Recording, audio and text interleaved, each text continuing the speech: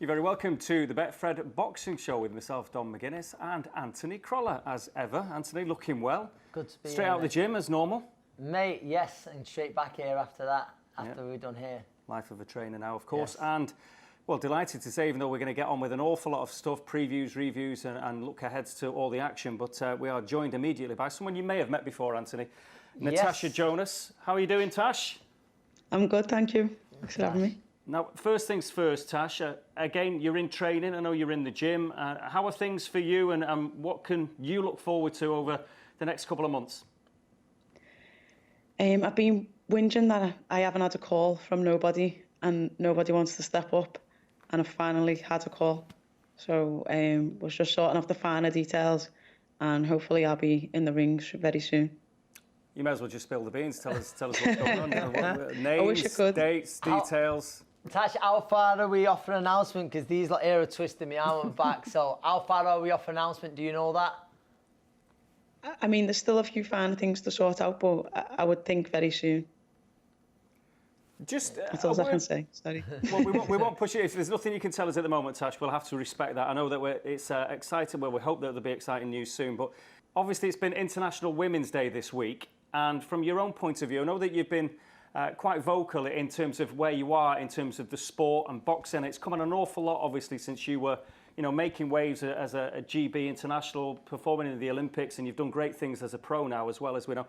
But again, there's still a long way to go, isn't there, in terms of boxing? And that's what we want to call it. We don't want to keep calling it women's boxing, but women's boxing and the disparity between the men. Yeah, I mean, we have come such a long way, and you read Jane Couch's book and listen to her stories and of how it was when she was competing, and it has moved forward since then, and so it should. And in 10 years or whatever, I would like to look back and think that the women coming through behind me have got it better. So we are moving in the right direction, but we've still got a long way to go. Tash, I saw me saying that. I'm probably a little bit biased. It's me spouting it, but without doubt, the evidence was there in your last fight, a career best performance. I see you almost daily in the gym, and I've been saying to people how you're still improving as you're getting older, if you don't mind mentioning your age. What do you put that down to, Tash? I think sometimes you just have to find, a different motivation.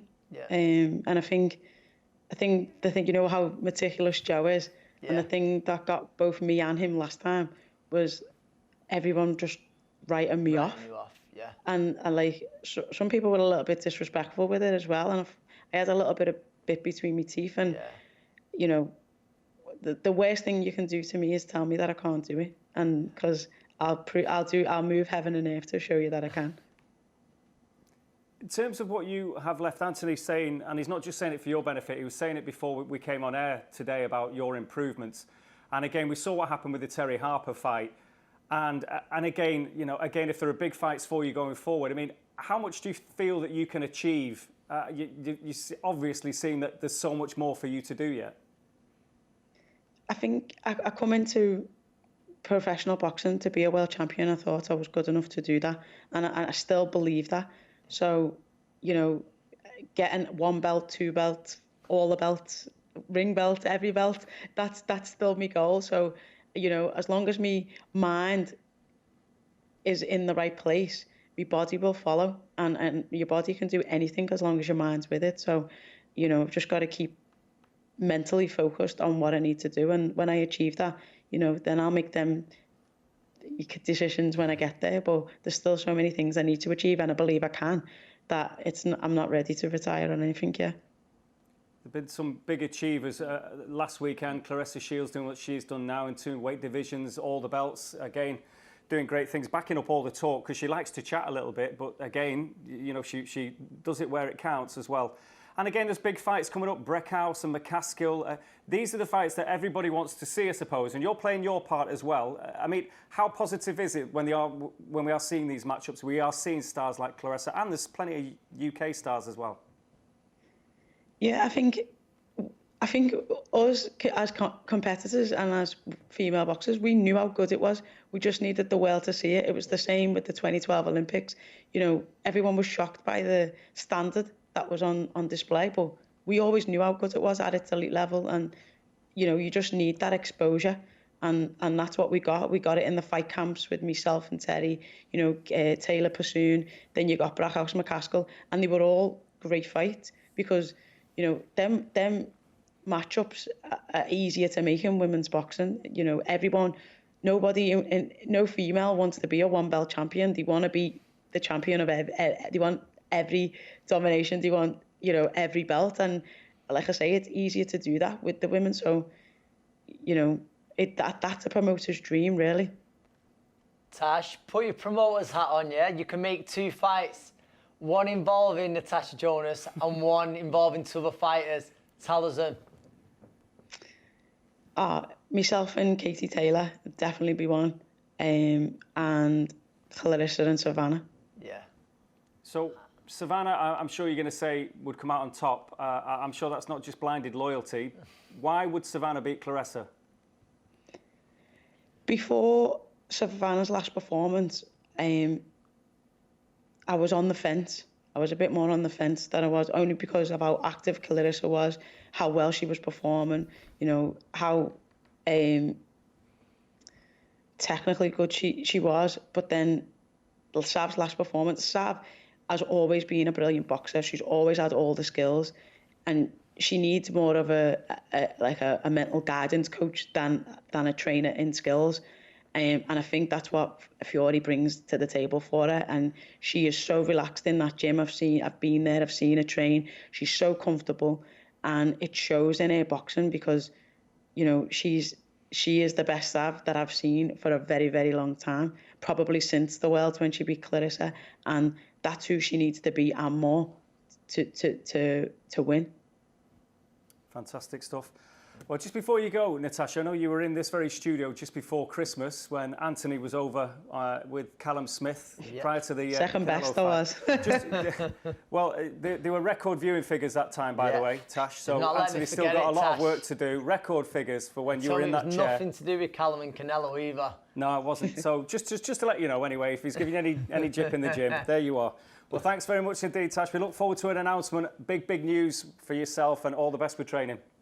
Oh, cheers, thank you. Tash, see you tomorrow. See you later. Bye-bye. Back on it tomorrow in Bolton? Yes, back there tomorrow, but I genuinely mean it when I say it. Tash is still improving, and I'd like to say we'll see what big fight is going to be.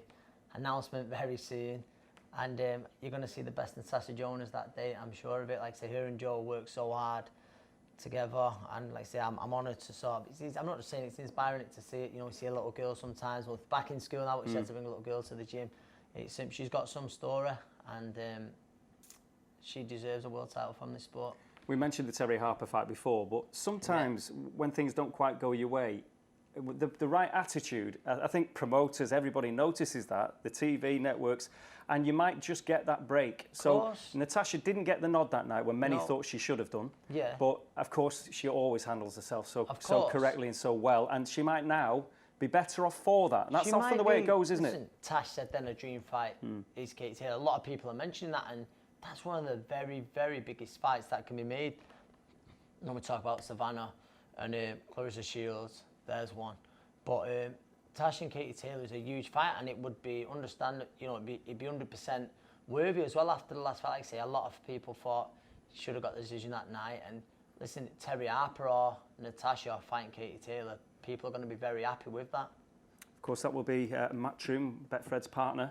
Yep. And thinking of Matchroom, and of course, it's been, we've had a couple of great fight nights since Christmas, since the kind of restart after Christmas with, there have been some shocks, some thrills and spills, and to catch up and talk about all the action that we've already seen and the action that's coming up as well on Matchroom with our partners here at Betfred.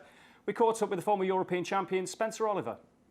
Well, Spencer, what we want to talk to you about are the Matchroom shows that we've had and the ones we're looking forward to. So if you think of the two since we restarted again after Christmas, there was, a couple of, one massive shock and then another that proved to be, I suppose, a shocking finale to a fight in terms of Josh Warrington and then, obviously Josh Kelly. So what have you made of what we've already seen? Well, what I've made, what we've already seen really is that, you know, this this whole lockdown and these shows going on behind closed doors has completely changed the landscape of the way that fighters box. You know, some fighters, as Ant will know, will feed off the crowd, and other fighters don't mind boxing in an eerie sort of atmosphere. And that's why we're seeing so many shocks. We saw it with Dillian White versus Povetkin, and more recently, Josh Warrington versus Mauricio Lara. And that was a fight that Warrington was supposed to win and win quite comfortably. And he just weren't at the races. He's a guy, you got to remember, he's a guy that's used to boxing in front of big crowds. He feeds off the crowd. And he said it himself afterwards, you know, he struggled to get going. He struggled to get that, you know, that adrenaline pump that he needed. And he got caught cold, he got caught early. And I don't think he ever recovered from that. And by the way, I think the referee, Howard Foster, I believe, should have stopped that contest in the fourth round. He was totally out of the game. I get that he was giving him a chance. They sent him back to the corner. And he still wasn't with it. When he come back out in the fifth round. And I sort of disagreed with a couple of people saying, well, it looked like he was coming back into the fight, because to me it didn't, and it looked like it took 4 rounds of punishment that he shouldn't have taken, and that was a massive shock defeat. That was. On to the other fight, Spencer, with him, obviously David Avanesian, Josh Kelly. How did you see it going before it? What was your prediction before the fight? I wasn't shocked at the result. I really wasn't. I thought it was a very ambitious move by Josh Kelly's team and by Adam Booth, you know, to take that fight against Avanesian. As we all know, is a tough fighter, a good fighter, and is still very much at the top of his game. You know, he's had some good wins since he won the European title. He's defended it a couple of times. And I wasn't shocked. I thought it was too much of an ambitious move for Josh Warrington. For Josh Kelly. I thought, listen, I think he's a great fighter, and I think he can come back from it. I think he can rebuild and he can learn. But I just thought that it was, too much too soon. What I was going to say, talking about those the two main events, what's been your pick of the fights on the undercard so far? Who stood out for you? I know, was it last time out, we see Jordan Gilly put in a very accomplished performance. We've seen him setting Robbie Davis, going back to the Warrington undercard. There was some good fights on that. Who stuck out for you there? Do you know what? I think there's been some great fights on the undercards of all these fights, if I'm totally honest. I think that, you know, a lot of guys have seen this as a big opportunity. Who's a standout fight for me? Trying to flash back to the fights we've seen. I think Jordan Gill put in a solid performance, because he sort of went back to the drawing board after his defeat. He regrouped. And, you know, I think that, he regrouped and he's done a great job. And I think he put in a solid performance against a tough campaigner as well. You know, a solid fighter. I think he's former world champion, wasn't he? Or former world title challenger. And, I think he kept it together, you know, where we saw when he got defeated, he sort of come apart late. In this fight, he learned from his defeat and he sort of kept it together. So I thought that was a solid performance. Just looking forward now then, Spence. Again, we've got Lawrence Okoli in action very soon against Slovaki. And then it's the big boys once more, Dillian White and obviously Alexander Povetkin, or Povetkin White, I should say, after what happened first time around. That's going to be in Gibraltar. It's all a bit different. Again, how much are you looking forward to those two? And what do you expect from, I suppose, the two main events? Well, so let's start with Lawrence Okoli and Glowacki. Sorry. I'm looking forward to that fight. I think we're going to find out more about what Lawrence Okoli's got at top level. Glowacki's proven. You know, he was beaten in the World Boxing Super Series by Marius Briedis. He got stopped in that fight, but looked really good before then, and he's a solid campaigner. So look, I think that Lawrence Okoli's going to shine, and I think that when we saw him on the undercard of Anthony Joshua in December, for me, that was the first time that I've seen him look complete. You know, that looked like all the elements have come together. Like the timing was good. Lawrence Okoli's got very long arms and he hits very hard, but his distance is normally out. He's either falling too short or he's going past the target too much. So I think for me, he looked complete there. He looked like he's on his game. I think, you know, he's working really well with McGuigan, and I just think, I think it was a solid performance. I really do, and that for me just makes me think that he's favourite going into that fight. Yep, Spence. So obviously on to the one after that's the big one. Does Dillian get revenge? I think he does. I think he does. I think that he switched off last time. He had the fight all but one. Povetkin was in all sorts of trouble. We saw in the third round, he was over again in the fourth round. Looked like the fight was over. He went stumbling back to the corner. I was there and there live, and we was all saying he's not coming back out. I think even someone spoke to him in the corner and said to him, look, you got another round. And as champions do, he come out and he found that shot, and he found it was like that uppercut was like sent from the gods. But that's where he's dangerous, Povetkin. He likes to tuck up tight. He comes in low and he throws shots. And the problem that Dillian White's got is that when he gets on the inside, he goes square. And that's dangerous against someone like Povetkin. You know, he steps over with his back foot, he goes square, and Povetkin caught him with a shot. He read it right.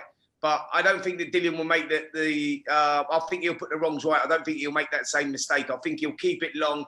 I think he'll catch Povetkin. He may catch him early, and I think he'll stay caught. Dangerous fight, though, by the way, because it's a fight that if he loses, it's going to be a really tough road back for him. You know, because as we know at the moment, we've got so many good heavyweights out there at the moment, and it's going to be tough to get back in the mix. And another win could be, dare I say it, career threatening. At top level anyway, it's going to be a hard road back. Well, Spencer Oliver in good form as always. And we're going to move on now. Spencer, summing up what's going on and what's happening. But Matchroom, busy. And stateside, a couple of cracking fights as well. Estrada against Gonzalez, Chocolatito. I mean, it's a revenge mission. So talk us through this one, Anthony. This has got the potential again to be one of the fights of the year. I don't see how it can be a bad fight. I think Estrada's out for revenge, isn't it? From the 2017 fight, but he's in some form, and I don't know. I'll be interested to see who they've got favourite here. It's Chocolatito last time out. He beat our own Calify. Listen, are his best years behind him? You'd think so, but he's still shown he's got plenty left to to be a top fighter like Cal. I think Estrada might get his revenge, but I don't see how it can be a bad fight. I cannot wait for it. It's one of those fights of a trade fight, but it's one that you don't mind getting up in the early hours for sure. And it was some performance against Jeffy, wasn't it? It was obviously rooting for Cal massively, but he just shown he just had that too much know-how still for Cal, and listen, Cal's super experienced, Olympic Games, world champion, defences. But it was always going to be tough. But it was he just sort of old man Cal out a little bit. But I think Cal will be a better fighter for it. But it's shown at times just timing, ring craft, just that knowing where he's putting Cal around the ring. It was a very clever performance. And we touched upon it a little bit earlier with Tash about Breckhouse, who has been a superstar for such a long time, and then McCaskill gets the win, and it was a bit of a shock. She handled it very well on the night as well. Breckhouse was very dignified and was very magnanimous in defeat, I should say. But now we get to see it again, which is fantastic. Does she get revenge, or, has McCaskill got a number? I'll be honest, I think she might repeat the feat and do it again. Breckhouse has been around a long time. Yeah. She might prove me wrong, got there and get revenge, but she's been one of the main reasons, for the women's sport. One of the most recognisable names, certainly on the world stage in the women's sport, and it would be great if she could rewind the clock and get that title back. There's some huge fights out there for her. There is, when we talk about this, the same build, but there's the experience of a Chocolatito. Yeah.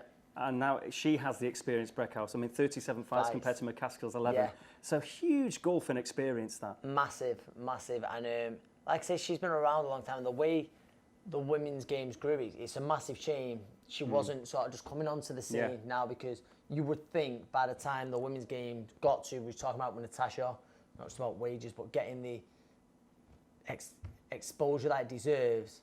Cecilia might be working in boxing in another way, whether she's a coach, whether she's sort of some kind of analyst or whatever. But yeah, she's been one of the greats of women's boxing for sure.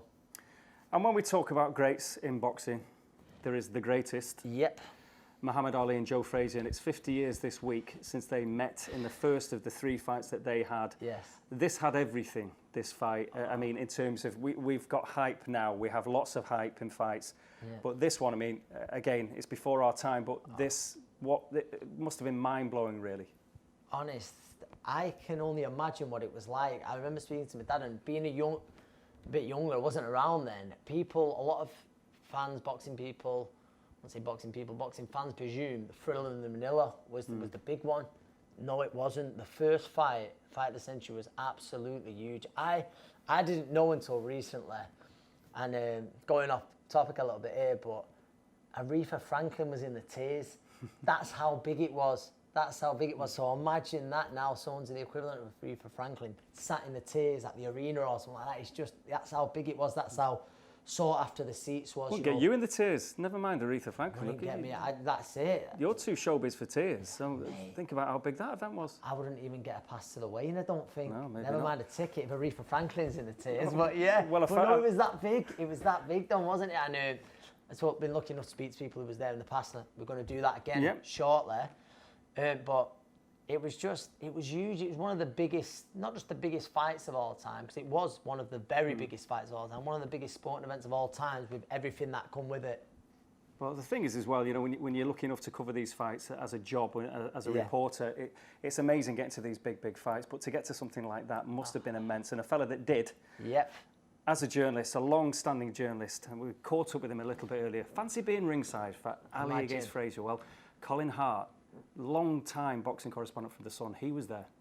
Connor, if we just start off, obviously we know it's 50 years since the big event, the first of the trilogy between Ali and Frazier. And again, you were there. You can say you were there, which, try and put it into perspective. When people think about the fight, Ali and Frazier, and the coming together, obviously Ali had been, apart from 2 warm-up fights, he'd been out of the ring a long time after the draft situation. But the event itself, with Frank Sinatra taking pictures ringside, with all the great and the good there, just give us an insight into just how big an occasion this was. Not just a boxing match, how big an occasion. Well, it was the biggest fight that ever been in global interest. Mind cards, obviously, it wasn't the biggest crowd. It was the most expensive fight there's ever been. Both men were paid then, and absolutely unheard of, $2.5 million each. Everybody thought the promoters were mad, but of course it took off around the world. Don't forget, in those days, no pay-per-view television. The fight was seen by a sellout crowd at the Garden, 20,455 to be precise. It was seen in 500 outlets throughout the US, closed circuit TV. That brought in $45 million. It was seen by 90,000 people in the middle of the night at closed circuit cinemas in London. So globally, it was unprecedented. And the interest was not only from people in the United States who were obviously boxing and sports fans, but the non-boxing public had a great deal of interest in it because of the political overtones.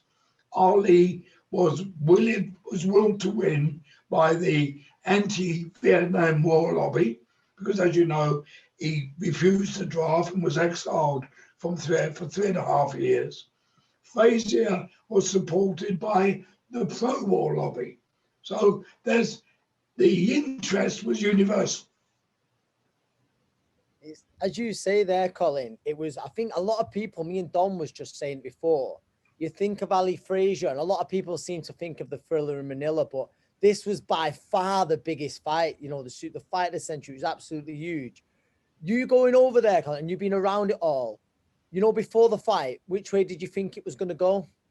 Well, I thought Ali was going to win on points. But, let's face it, he made a mistake for taking that fight when he did. He'd been away 3.5 years. He came back in October 1970, fought Jerry Quarry in the December Oscar Bonavina, and straight into Frazier. As Ferdy Pacheco, his doctor, said, his body wasn't hardened enough.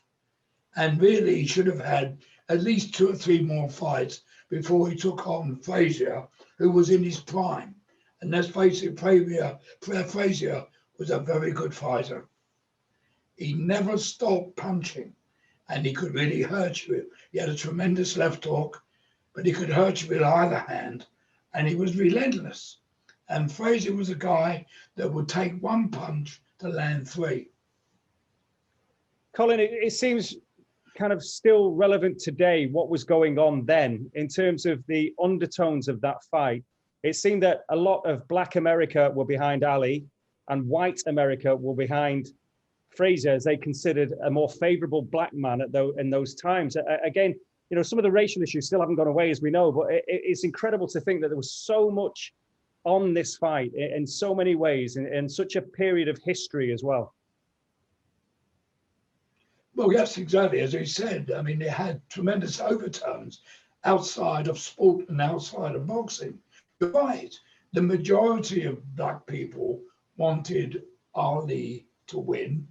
Ali, of course, didn't help the situation as far as Frazier was concerned by constantly calling him an Uncle Tom, which was unjustly 100% no. And it was a terrible insult to Frazier. And, you know, Frazier never forgave Ali for that. He went to his grave hating him for it. Colin, you've been around the biggest of fights. I think I know the answer. I think when we've mentioned about Frank Sinatra being a photographer, I've heard stories about Aretha Franklin in the tears to be there. It was that much of an A-list crowd. Well, the whole of Hollywood seemed to be there that night. Yes. You had, on my side of the ring, I noticed Barbara Streisand, Wow. Dustin Hoffman, Sammy Davis Jr., George Buff. So, you know, when it came to the glamour, I described it as being a mixture of a opening night for a Broadway musical, an Oscar ceremony, and Mardi Gras. It had everything. Wow. Final one from me then, Colin. As a journalist, and again, you know, It wasn't a bad fight. it wasn't a bad fight, true. As a journalist, and you've covered them all, you've covered all the fighters going back a long way. I mean, was that number one in terms of from the journalist experience of going there and obviously as part of your trade, covering a fight of that magnitude? Does anything better it? Oh, well, it was the first fight I covered in America. That wasn't a bad one, starters. Now, we know that Ali and Frazier fought 3 times, and then we had the fight in Zaire, the Thriller in Manila, but the fight is always the one that sticks in your mind the most. And that was of a gigantic, it was gigantic in every sense. And that's why bigger than Zaire and Manila. Now, do you know the story? Do you know the story of the ringside baseball caps? You No. probably don't. Go on, When we Carl. were given our press passes, when we were given our press passes by Jordan, the press chief at the Garden, he handed us, each one of us, this. I don't know if you can see it. Yeah. You see Yes. it? Oh, yes, yeah. Yeah. Wow. Right? And Peter Wilson, who was then the doyen of the British boxing writers, an old Harrovian who was rather pompous, and he said, "What are these for?" And Compton says, "To wear ringside, Peter." And I said, "I wouldn't be seen dead in a baseball cap." And Compton, "I would if I was you, Peter." And said, "Why?" He said, "We've got to sell out. There are going to be 5,000 people without tickets outside trying to gate crash. If there's a riot, the cops want to know which heads to hit and which heads not to hit." So there we all were, firmly on our heads. Well, you made sure you wore it there. Oh yeah, not many. Those, I don't know if you've ever seen New York cops in action when there's trouble. Yeah. Great. Brilliant. All about this man here. Great stuff. Thanks, Colin. Well, Colin Hart there, just fantastic. I mean, he remembers it all so well. And the hat, imagine that. That What was a a great touch. touch. Great touch. And something, can you imagine what they're worth now? But something to keep forever there. Yeah, he's done it all, hasn't he, Colin? He said about being his first fight, and I think, imagine being spoilt like that. How do you ever top, being that as your first fight, over there? like I say, one of the biggest, if not the biggest fight we've ever seen. And that's his first fight with me. It was only one way after that. To actually be able to report on the greatest, that is some feat, you know. Muhammad Ali and Joe Frazier. And I know that actually, we were chatting before, you've met Joe Frazier. I have, yes. And Muhammad Ali. And we both actually were in the same room at the same time, Yes. actually, for that, because I know that Joe Frazier was in the old Better Bodies gym in Denton. That was the one. Yeah, where Yes, Ricky Hatton Joe. obviously had his best days with Billy Graham, Yes. but then Joe Gallagher took over the gym for a time, and you were all training in there. Yeah. And Joe managed to get Joe to come down. Joe Frazier was on a tour over here, wasn't he, at the time? Yes, he was. Came into the gym, and luckily Joe gave me the nod as well. He said, "Do you Yeah. want to come down and meet Joe Frazier?" I can't find the picture anywhere. I don't know about you with Joe Sorted out. Frazier, but Yes, I've got it. Have you? I've got it there. There's me with an handful of the other lads in there, and I'm not sure. I want to think whether it was to show Joe. We had our British titles, me and Stephen Smith at the time. John had one for keeps. Showing him our Lonsdale belt, and Matthew Macklin, he was Yeah. there at the time, European champion. So that was, something I remember forever. So, you know, when someone walks into him, I couldn't believe actually how small he was, you know, to Yeah. think he was an heavyweight. And obviously he lost a lot of weight. I think he'd had back problems at the time.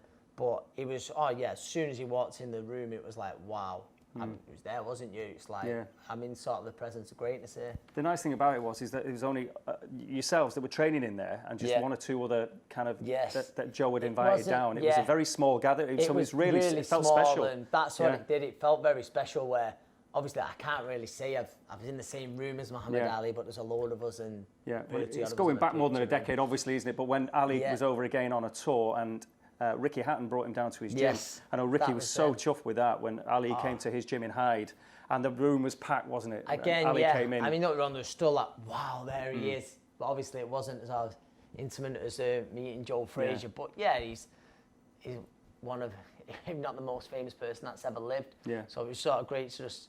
We were even the same era as him, really. Yeah, he was doing a tour at the time as well, Ali, and I remember going to, he did, it was a dinner at Old Yeah. Trafford.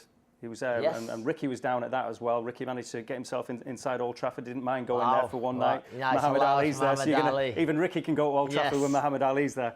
And he did obviously it was to raise money for his foundation and Yeah. everything else, but it was incredible. And again, luckily to have a picture with the great man as well. It was. Look at that handsome There devil. he is. Ali wasn't bad either, was he? A young Don McGuinness. Is that a Jerry curl you've got there, Hey? Don? It's a Jerry curl, isn't it? Do you know what It's it a is? great What I've picture. noticed though, it's the lights in this studio. It makes my hair look a bit grey these days. I don't know what it's Yeah, these silly lighting lights. issues It's all about will the lighting, speak isn't to it? the team. But no, the greatest of all time, Muhammad Ali. So Yeah. great memories from Colin Hart as well. 50 years. Yeah, brilliant. Well, anyway, there are going to be some fantastic memories coming up as well. We've got some great fights and some big announcements that we think coming up as well. I know your gym is going to be at the hub of all of that, as in Yes. with Joe Gallagher in Bolton, and then obviously you train your own fighters. Yeah. But just before we go, I know you were on Question of Sport recently. Yeah. You've done. The week I mean, before last. what have you been on now? Like, genuinely now, in terms of TV appearances that aren't actually your normal Sky Boxing related. interviews and all the rest of it. What have you been on? I've been on Question of Sport. Yeah, Chase. The Chase. Pointless. Pointless. Yeah. Let down by Callum Smith. He'll say Right. different. I think I've done a Mastermind once. I've done a Mastermind with, it was a special with John Motson. Right. Is that a yeah. comic relief thing or something?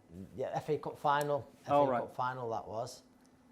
Yeah. I think I don't know. There might be some other stuff. Right. So what's Crawler's TV week this week then? If you're not appearing in anything, what is it? I know it's not the reality. Well, I nonsense went that and you see love. my nana. I went and see my nana before.